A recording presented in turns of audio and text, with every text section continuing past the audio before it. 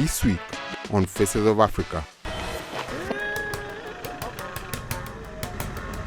There are a lot of Gogos, they never ever seen elephant.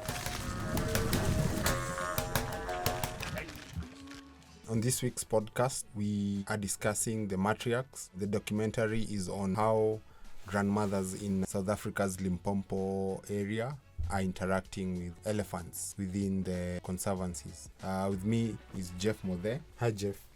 Hi, Kim. How are you? I'm fine. Yeah. Today I'm the one doing the hosting. I can see. Fatia is not in, so you'll have to enjoy the ride with us. So we'll just go straight into it. Definitely. I'd like to know what are your thoughts on this week's docu. I really like this week's docu because it has that warm, fuzzy feeling.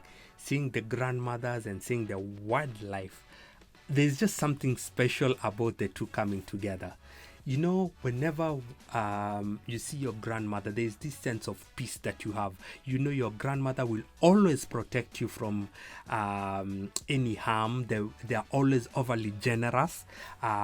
They see you as their grandchild, and there's that extra love that you get from the grandmother that is a bit more special than from your parent. Okay? And from one, just quoting the documentary, you can see just how fun the grandmothers are. They are singing, they are dancing, they are scared when they meet the wild animals. They are fascinated at the same time. I like how they dance. There are some songs, especially when they are dancing, where they're dancing in the parks and singing some songs. You can see the joy that they bring to the documentary. And I love how they kept on referring to the wise meeting the wise in terms of just trying to tie together the human matriarchs and the elephant matriarchs and how their paths cross, and you can see it's kind of similar. Nice.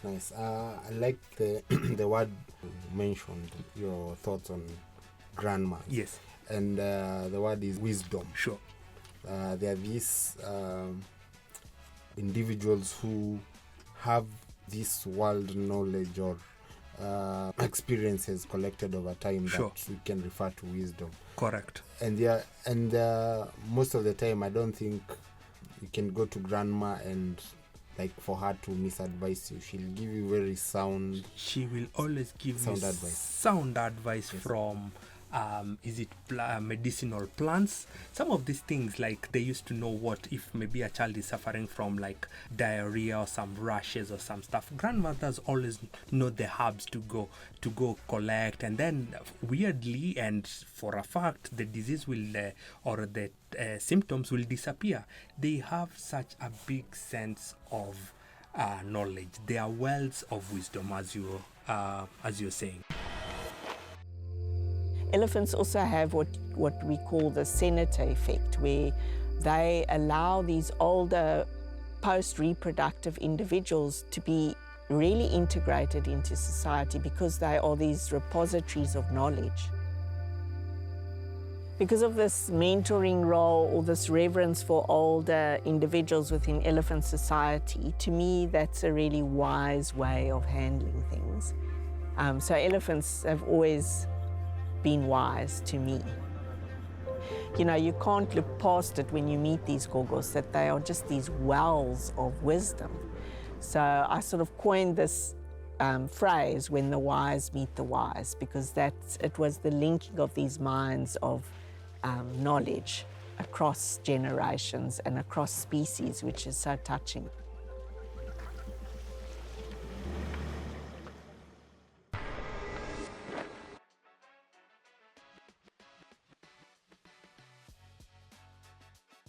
I'd like to maybe get your thoughts on your understanding of when you hear grandma or grandmother. Yeah. What comes to mind immediately? When you hear the word grandmother, what comes to my mind is, first of all, a sense of safety, a sense of warmth, and a sense of wisdom. Grandmothers are people who will protect you, who will nurture you, who will take care of you. I remember like my grandmother, she used to call me my husband because I'm named after the husband.